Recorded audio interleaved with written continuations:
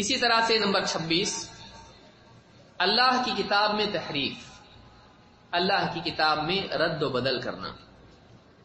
تحریف کتاب اللہ من بعد ما عقلوه وهم يعلمون، اللہ کی کتاب کو اس کے اندر سب کچھ سمجھ لینے کے بعد بھی اس میں اپنی طرف سے تحریف کر دینا، اس میں تبدیلی کر دینا، جبکہ وہ جانتے تھے کہ اس کا وبال کیا ہے اور ہم کیا کر رہے ہیں۔ ایک تو کہ مثلا ایک آدمی ایک کتاب سے نقل کر رہا ہے، کوئی عالم ہے مثلا کوئی آیت لکھ رہا ہے یا کوئی حدیث لکھ رہا ہے، اور لکھنے میں سبقت نظر کی ہو جائے اور آدمی کچھ کا کچھ لکھ دے، ایک سطر چھوڑ دے، نیچے کی سطر لکھ دے، ہو سکتا ہے یہ عمدن نہیں ہوا ہے، یہ سہون ہوا ہے۔ بولنے میں کوئی حدیث ہے، ایک ٹکڑا دوسرے میں جڑ جائے، یا کوئی آیت پڑھتے پڑھتے متشابہ آیتیں ہیں قرآن میں، ایک کی جگہ دوسری پڑھ لیں، یہ انجانے میں ہو سکتا ہے اور سبھی سے ہوتا ہے۔ لیکن یہ کہ آدمی اپنی طرف سے اس میں الفاظ اپنے ڈال دے، اپنے فہم کو، اپنی ذہنی تشریح کو متن کا حصہ بنا کے پیش کرتے، یہ جاہلیت کی صفات میں سے ہے، اور خصوصاً یہ یہود کی خصلت تھی جو اللہ کی کتاب میں تحریف کرتے تھے۔ سب کچھ سمجھ لینے کے بعد بھی جانتے بوجھتے اللہ کی کتاب میں تحریف کرنا۔ اللہ تعالیٰ فرماتا ہے اہل ایمان سے، صحابہ سے، افتطمعون ان یؤمنوا لکم وقد كان فريق منهم يسمعون كلام الله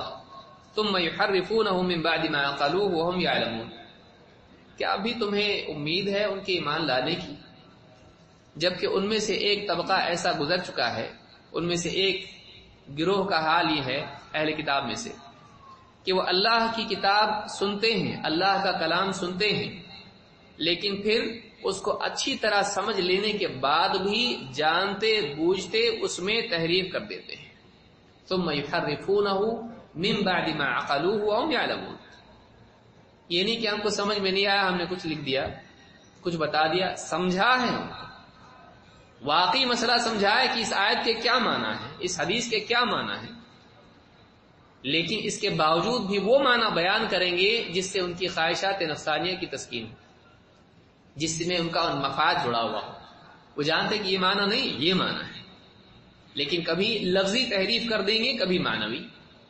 ثم يحرفونه من بعد ما عقلوه، سمجھنے کے بعد بھی ایک انسان تحریف کرے، کتنی بری بات ہے،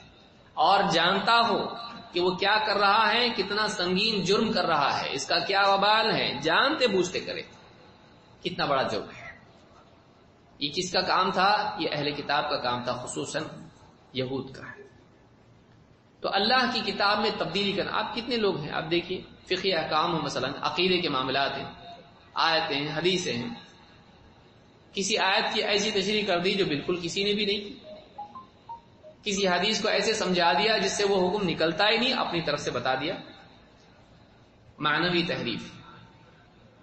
یا اگر موقع ملے تو اس میں اپنی طرف سے الفاظ بھی بڑھا دیے، گھٹا دیے، ایسے کہ اس کے معنی بدل جائیں، یہ ساری تحریف کی صورتیں ہیں۔ تو موجود علم میں تبدیلی کرنا،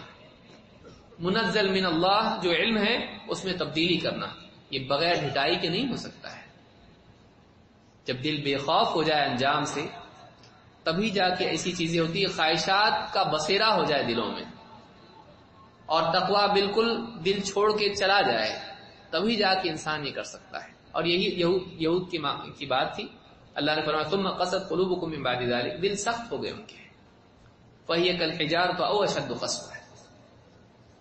کہ پتھر کی طرح ہو گئے بلکہ اس سے زیادہ سخت۔ لہذا تحریف جاہلیت کے معاملات میں سے، اور دین میں تحریف کی جتنی بھی صورتیں ہیں آپ جانتے ہیں، عقائد میں تحریف کرنا، یا اسی طرح سے کتابوں میں تحریف کر دینا، دینی اپنی طرف سے کچھ کا کچھ اس میں بدل دینا، غلط لکھا تھا پکڑے جائیں گے اس لیے اس میں سے غائب کر دینا اپنی کتابوں میں سے بھی، یا اسی طرح سے اپنی طرف سے کچھ جھوٹ اس میں ڈال کے عام کرنا، یہ ساری چیزیں اس میں آتی ہیں۔ تو تحریف جاہلیت کی صفات میں سے ایک صفت ہے۔ اس سے آگے 27 تصنیف، اپنی طرف سے اللہ کے نام پر کتابیں گھڑنا،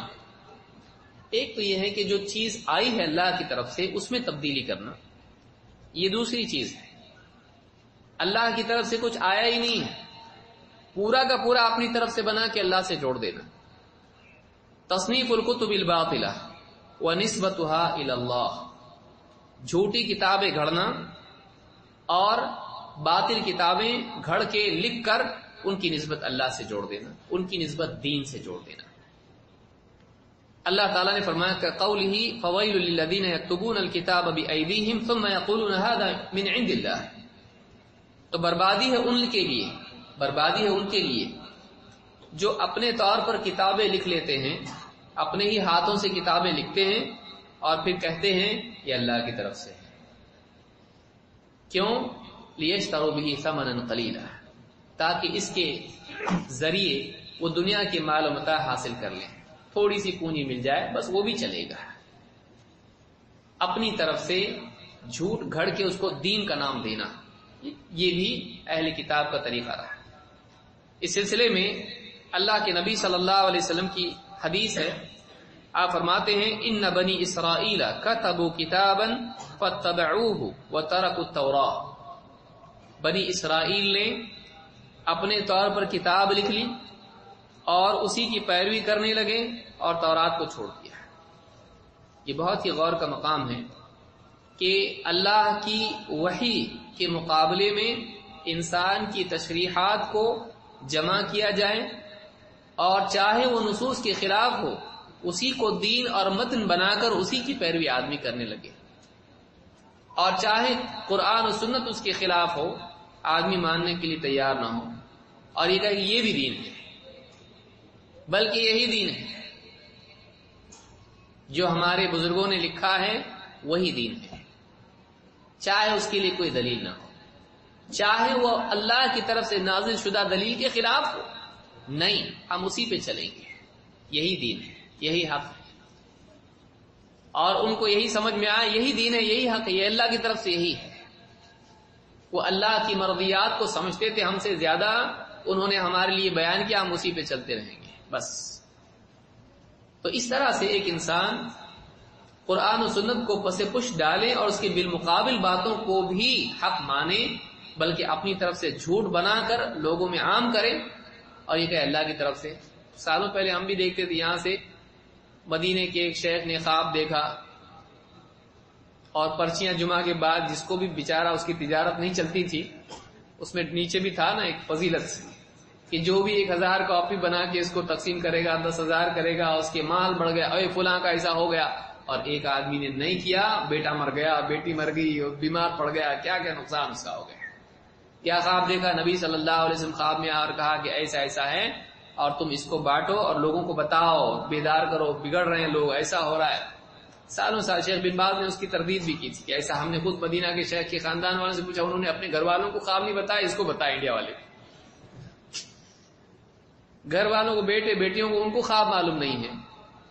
اور یہ جو خواب ہے یہ انڈیا کے لوگوں کو معلوم ہے، اس کی بھی خواب میں وہ آگے بتائے ہوں گے۔ اس طرح کی جھوٹی باتیں دین سے، نبی سے منسوب کرنا اور اسی پر عمل کرنا۔ آج بھی واٹس ایپ پہ کئی لوگ بھیجتے ہیں، یہ میسج ہے، ایسا ہونے والا ہے، 24 تاریخ کو اتنے جو ہے 12ویں روزے کو ایک آواز سنائی دے گی اور ایسا ہوگا، سب مر جائیں گے یا بیدار ہو جائیں گے، جو بھی ہوگا، اور اس کو کیا کرو، اس کو اتنے لوگوں تک پہنچاؤ، اس کو عام کرو۔ بے ہدا، بے سر پیر کی باتیں، اس کو واقعی وحی کی طرح سے لوگوں میں عام کرنا اور اس کا اتنا یقین رکھنا ہے۔ اور لوگوں کو قرآن و سنت کے علاوہ سب کچھ جتنے جلدی سمجھ میں کیسے آتا ہے، وہ سمجھ میں ہماری نہیں آتا، صرف قرآن و سنت ہی سمجھ میں نہیں آتا ہے، باقی آل فال باتیں جو بالکل خلاف عقل ہیں وہ باتیں بھی سمجھ میں آ جاتی ہیں۔ کیسے سمجھ میں آتی ہے؟ تو یہ چیز تحریف دین میں اور اپنی طرف سے غیر وحی کو وحی کا بدل بنا کر اللہ کی طرف سے بنا کر پیش کرنا، یہ بھی جاہلیت کی صفات میں سے ایک صفت ہے۔